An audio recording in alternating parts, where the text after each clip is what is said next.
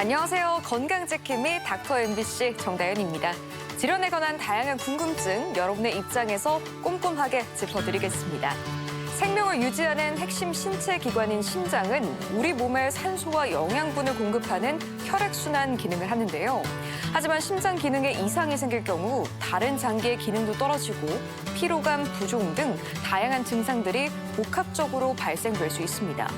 더구나 고령층에서 심부전이 발생될 경우 빠르게 병세가 악화될 수 있기 때문에 사망 위험도 증가하게 되는데요.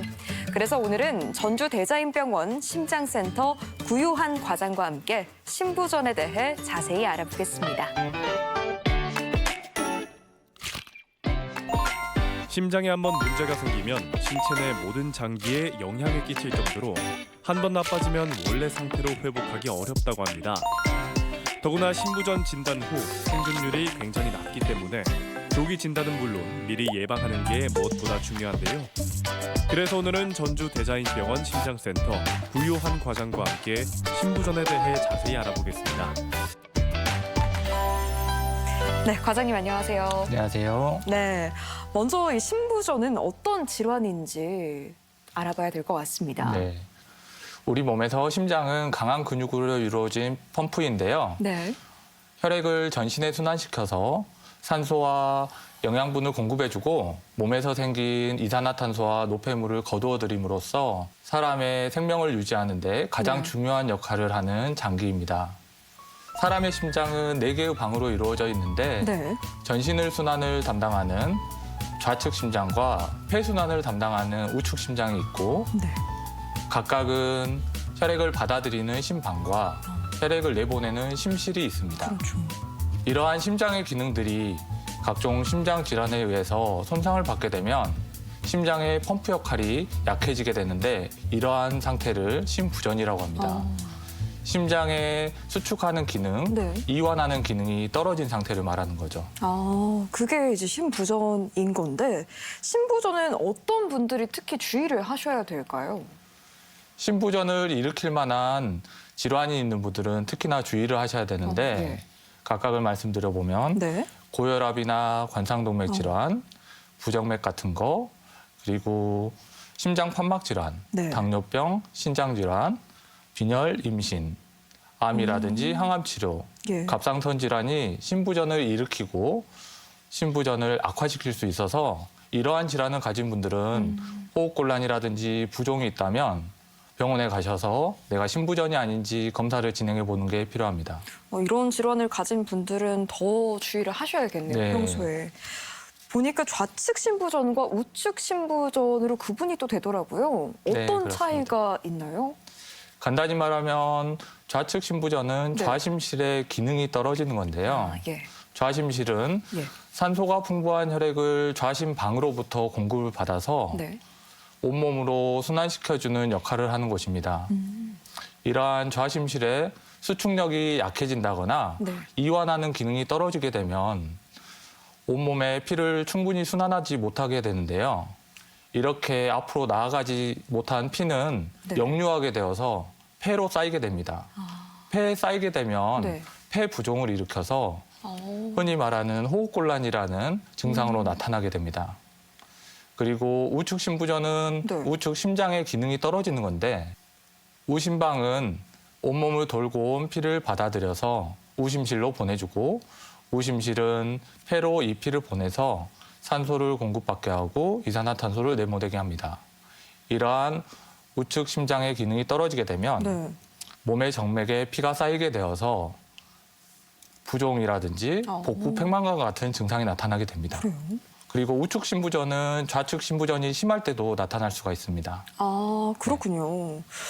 그렇다면 이 심부전의 증상에는 좀 어떤 것들이 있는지도 궁금합니다. 심부전의 대표적인 증상은 호흡곤란이 있는데요. 처음에는 운동을 한다거나 힘들게 일을 하면 호흡곤란이 생기지만 심부전이 점차 진행됨에 따라서 밤에 잠을 자다가 숨이 차서 깨기도 하고 잠을 자다가도? 누워있을 때 숨이 차서 일어나야 되는 경우도 있고 결국 말기에는 휴식 중에도 호흡곤란이 심해지는 게 나타날 수 있습니다. 만성 기침이나 쌕쌕거리는 숨소리, 그리고 가래 증상, 발이나 발목, 다리가 붓게 되고 몸무게가 증가할 수 있습니다. 그렇군요. 그리고 일상적인 활동에도 피로감을 쉽게 느낄 수가 있고 음식을 조금만 드셔도 배가 부르거나 복부 불편감이 있을 수 있습니다. 심장이 빨리 뛰는 것을 느끼면서 불안감을 느끼기도 하고요. 네. 산소가 공급이 부족하면서 머리가 아프고 정신이 혼미해지는 경우도 있을 수 있습니다. 기억력이 떨어지고 날짜, 장소에 대한 인지력이 감소될 수도 있습니다. 기억력도 떨어질 수 있군요. 네. 신부전이 네. 진단이 되면 치료는 어떤 방식으로 진행이 되나요? 신부전 환자의 치료는 완치보다는 환자의 증상을 개선하고 생명을 연장시키는 것입니다. 치료 원칙은 원인 질환과 동반 질환의 치료와 관리를 하고 악화 인자를 교정하고 약물 치료를 하면서 생활 습관을 교정하는 것이고 네. 필요하다면 수술이나 시술로 신부전의 원인을 교정해 주는 것입니다. 신부전의 성공적인 치료는 네. 환자의 협조가 매우 중요한데요. 그렇겠네요. 환자와 환자분의 가족이 약 복용이나 생활 습관 교정에 대한 협조를 잘 해주시는 것이 중요합니다. 네, 이 약물 치료를 좀 설명을 해주셨는데 신부전 치료를 위한 약물에는 어떤 것들이 있어요?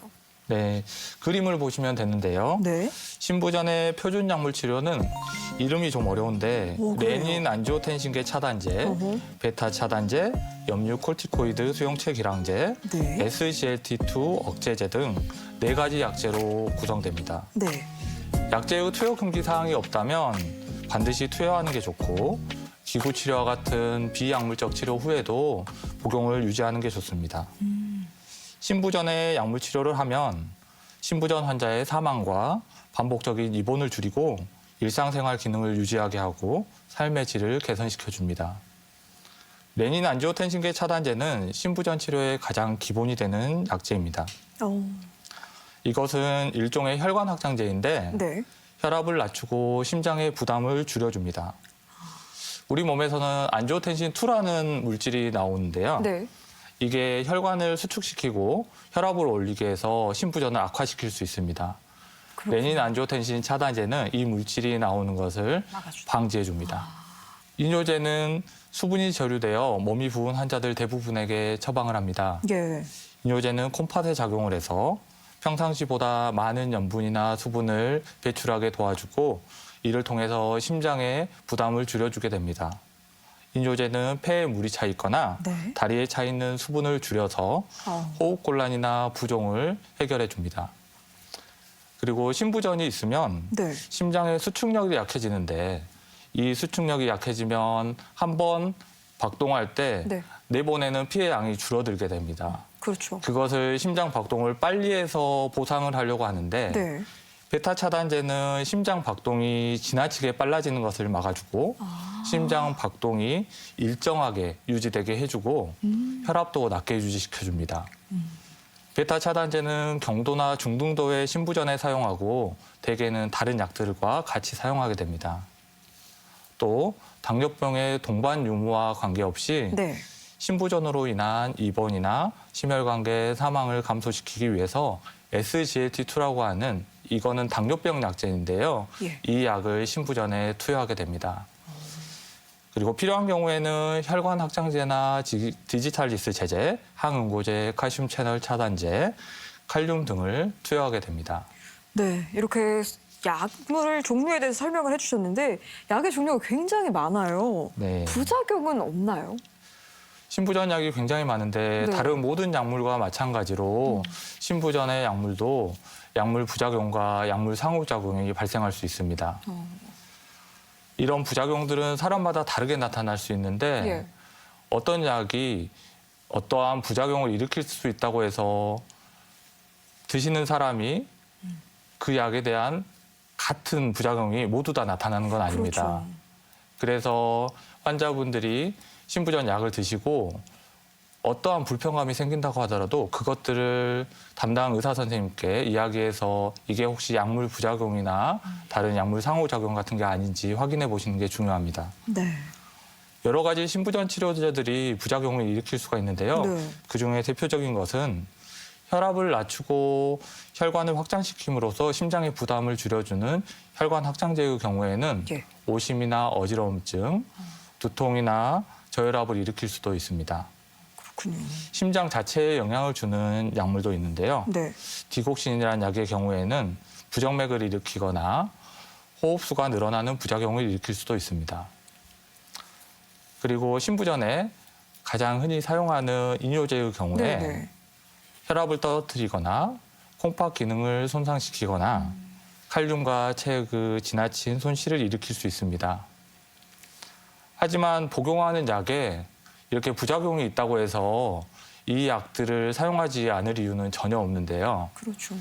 이렇게 혹시라도 부작용이 생기게 된다면 복용 시간을 바꾸거나 약의 용량을 조절하거나 다른 약으로 대체하는 방법 등을 통해서 본인에게 적절한 약제와 용량을 찾아서 신부전을 조절하는 것이 좋습니다.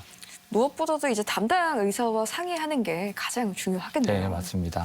네, 신부전 환자들이 약물 치료를 받을 경우에 주의해야 할 사항이 있다면 어떤 게 있을까요? 약물이 혹시라도 부작용을 일으키면 어떻게 부작용을 없애거나 줄일 수 있을지 상의하시고 네. 위험한 약물 상호작용을 피하기 위해서 담당 의사 선생님께 현재 복용하는 모든 약제를 알려주시는 것이 좋습니다. 지정된 용량으로 정확히 복용하시고 예. 약이 떨어지기 전에 다시 외래에 방문해서 약을 타가시고 가능하면 매일 같은 시간에 약을 복용해서 약 복용을 습관화하시는 게 좋습니다. 이뇨제를 복용하게 되면 네. 소변량이 늘어나게 되면서 밤에 잠을 자다가 화장실에 자주 가는 경우가 있어서 네. 잠을 깨게 되는 경우가 있는데 이런 경우에는 담당 선생님과 상의해서 낮에 혹시 이뇨제를 복용할 수 있는지 확인해서 조절해 보시면 좋습니다. 그리고 이뇨제 같은 경우는 네. 콩팥 기능이라든지 전해질에 영향을 미칠 수가 있기 때문에 정기적으로 혈액 검사를 통해서 확인을 하고 만약에 불균형한 전해질이 있거나 콩팥 기능이 약해져 있다면 약제를 조절해서 확인하는 것이 좋습니다. 네. 약물 치료에 대해서 저희가 계속 이야기를 나눠보고 있는데 신부전 환자도 수술이나 시술이 필요한 경우가 있나요? 네, 있습니다. 신부전 환자의 치료로 수술적인 방법을 택하는 경우는 드문데 네. 수술이나 시술로 신부전을 일으키는 원인에 대한 교정을 할 수는 있습니다. 아, 그랬군요. 신부전이 심하게 진행되어서 네. 약물 치료를 했는데 또는 생활습관 교정 같은 것들을 했는데도 불구하고 신부전이 심한 경우에는 수술적 치료를 통해서 교정하기도 합니다. 심장 판막 질환 같은 경우 예. 신부전의 원인이 되기도 하는데 심장 판막이 제대로 작동되지 않으면 심장의 부담을 가중시키고 신부전을 일으킬 수가 있습니다. 수술이나 시술을 통해서 심장 판막의 문제를 해결해 주게 되면 신부전을 해소하거나 호전시킬 수가 있습니다. 그리고 관상동맥이 좁아지거나 막혀서 심장 근육에 혈액이 공급이 안 되어서 생기는 허혈성 심질환이 신부전의 가장 흔한 원인인데 네. 이것을 해결하기 위해서 관상동맥 성형술을 시행해 볼 수가 있습니다. 성형술이요? 예. 네. 관상동맥 성형술은 심하게 좁아지거나 막힌 관상동맥을 다시 넓혀주고 뚫어주는 것을 말합니다. 예. 어떻게 하는 건지 알려드리면 네. 가느다란 도관을 손목이라든지 허벅지를 통해서 네. 들어가서 예. 심장까지 넣고 가느다란 철사를 집어넣어서 병변으로 통과를 시킨 다음에 그 철사를 통해서 풍선으로 부풀려주게 되면 좁아져 있거나 막혀있던 혈관이 뚫리게 되고 그 부위에 스텐트라는 것을 삽입하게 됩니다. 아, 네. 시술 도중에 혈관이 손상될 위험이 있기는 하지만 예. 관상동맥 성형술은 환자의 증상을 호전시키는데 매우 도움이 됩니다. 그리고 관상동맥 성형술이 어려운 경우에는 수술적인 치료를 택하기도 하는데요. 관상동맥 우회술이라는 수술입니다. 무예술이요? 네. 관상동맥 우회술은 다리라든지 흉벽에 건강한 혈관을 채취해서 예.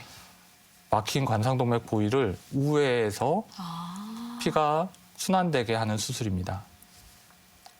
심한 신부전 환자의 경우에는 심각한 부정맥이 있을 수 있는데요. 그로 인해서 급사의 가능성이 높아지게 됩니다. 네. 이러한 경우에는 제세동기라는 심장에 전기 충격을 줄 수 있는 네. 기계를 삽입하게 됩니다. 제세동기를 삽입하게 되면 예.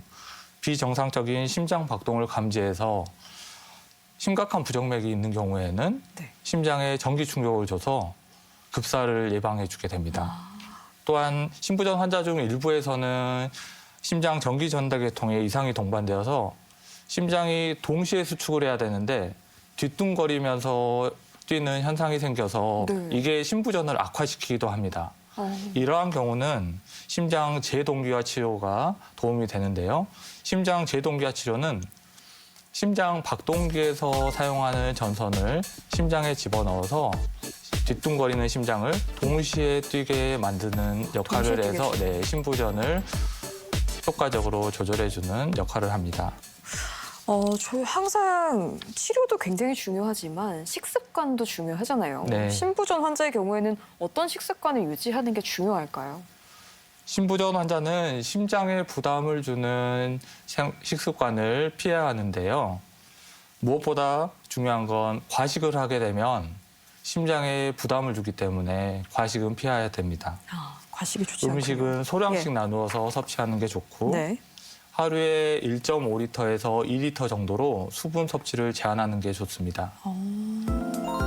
너무 많이 사용하는- 마셔도 좋지 않은 네, 거네요. 보통 사용하는 네. 컵의 용량을 알고 예. 하루에 몇 컵이나 마시는지 확인하는 게 좋겠죠. 네. 그리고 염분을 과도하게 섭취하면 체내 수분이 늘어나서 심장에 부담을 주게 됩니다. 일일 염분 섭취량은 5에서 6g 정도로 제한하는 게 5에서 좋고요. 6g. 네. 특히나 국물 종류의 염분이 굉장히 많이 들어있는데 따라서 국물은 최대한 피하시고 건더기 위주로 드시는 게 좋을 것 같습니다. 고지방, 고콜레스테롤 음식을 드시게 되면 혈중 콜레스테롤 수치가 높아져서 심장에 무리를 주게 됩니다. 따라서 일일 콜레스테롤은 300mg 이하로 조절하는 게 좋습니다. 네. 이렇게 또 식습관에 대해서 설명을 해주셨습니다. 심부전 환자에게 운동 도움이 될까요? 네, 도움이 됩니다. 아, 그래요? 심부전 네. 환자가 운동을 하게 되면 예. 운동 능력도 향상이 되고 삶의 질도 개선이 되고 특히나 심부전에 의한 재입원을 감소시킬 수가 있습니다. 오, 네. 운동은 하루에 20분에서 30분가량 일주일에 3번에서 5번 정도 시행하는 것이 좋고 네. 운동 시작 전에 충분히 준비 운동을 하시는 것이 좋습니다. 너무 격렬한 운동은 피하는 게 좋고요. 네. 걷기나 가벼운 산책, 자전거 타기 등의 유산소 운동이 도움이 됩니다. 식후에 바로 운동을 한다거나 예. 너무 덥거나 습한 날에 운동을 하는 것은 좋지 않고 운동 중에 혹시라도 흉통이나 어지러움증, 예. 심한 호흡곤란이 생긴다면 그 즉시 운동을 중지하시고 병원에 찾아서 검사를 해보시는 게 좋습니다. 네. 일주일에 한 3회, 5회 하루 2, 30분의 가벼운 유산소 운동을 네. 추천해 주셨는데 심부전 환자가 평소에 주의해서 관찰해야 하는 증상에는 어떤 게 있을까요? 환자분들은 혹시라도 새로운 증상이 생긴다거나 기존에 있던 증상이 더욱 악화되는 상황이 있다면 그것들에 대해서 항상 병원을 찾아서 검사를 해보는 게 좋은데요. 네. 특히나 급격한 체중의 변화가 있다든지 호흡곤란의 악화 증상, 다리나 발목의 부종, 부종. 네. 복부가 붓는다거나 아프다거나 숨이 차서 잠자리에서 깨는 경우, 마른 기침이 자주 나오는 경우, 입맛이 갑자기 떨어진다거나 피로감이 심해지는 경우에는 병원에 방문해서 심부전이 잘 조절되고 있는지 확인해 보시는 게 좋습니다. 이런 경우에는 좀 병원에 방문해서 또 상담을 받아보는 게 좋을 것 같습니다. 네. 그렇다면 이 심부전 환자의 경우 독감 또는 폐렴 예방 접종을 해도 괜찮나요?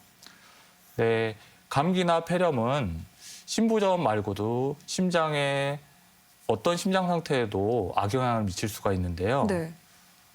감기나 폐렴에 걸리면 폐에서 산소 공급이 떨어지게 되면서 심장이 펌프질을 하는데 굉장히 악영향을 미치게 됩니다. 예. 그래서 심부전이 악화될 수 있는데요.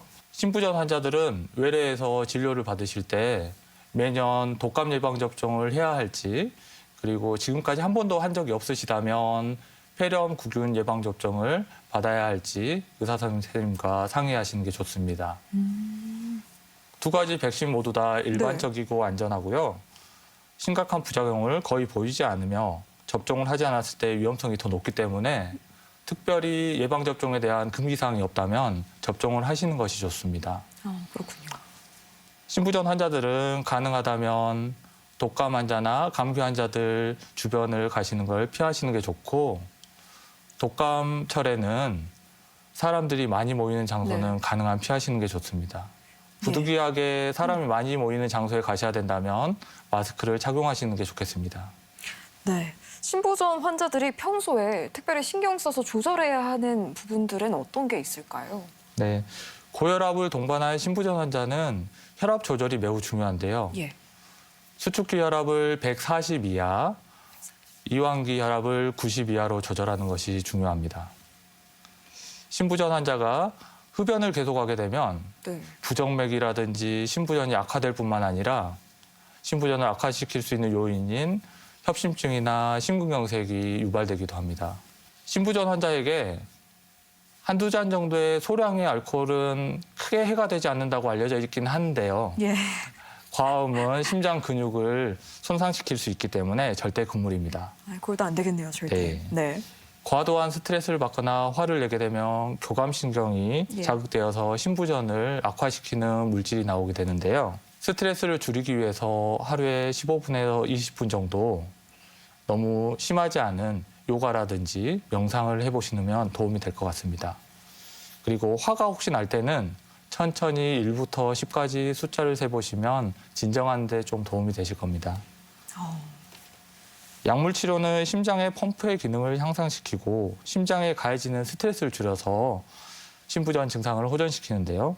처방대로 정확히 약을 복용하고 약 부작용이 생기다면 담당 선생님과 상의하시는 게 좋겠습니다.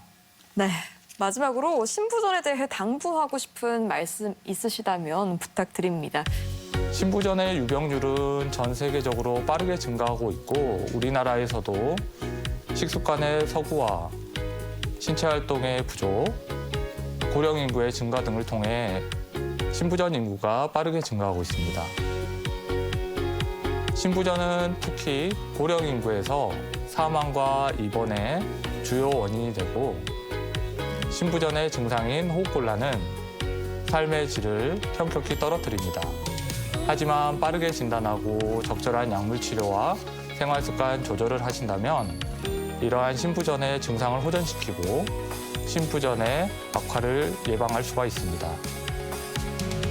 호흡곤란이라든지 부종 같은 신부전의 증상을 느끼신다면 가까운 병원에 가서 신부전이 아닌지 확인하는 과정이 필요합니다. 네, 이 시간에는 심장내과 전문의 구효환 과장과 함께 신부전에 대해 알아봤습니다. 네, 과장님 오늘 말씀 고맙습니다. 감사합니다.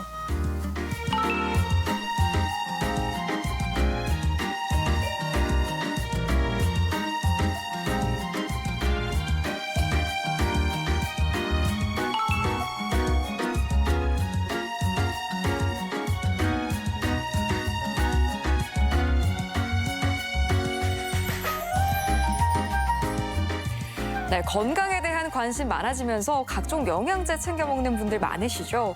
그런데 영양제를 매일 챙겨 먹는 것도 쉽지 않지만 영양제마다 복용 골든타임이 있다고 하는데요. 먼저 우리 몸에 유익한 미생물인 유산균은 아침 식사 전에 챙겨 먹는 것이 좋고요. 비타민 B와 C도 식전에 복용하면 흡수가 더 잘 된다고 합니다.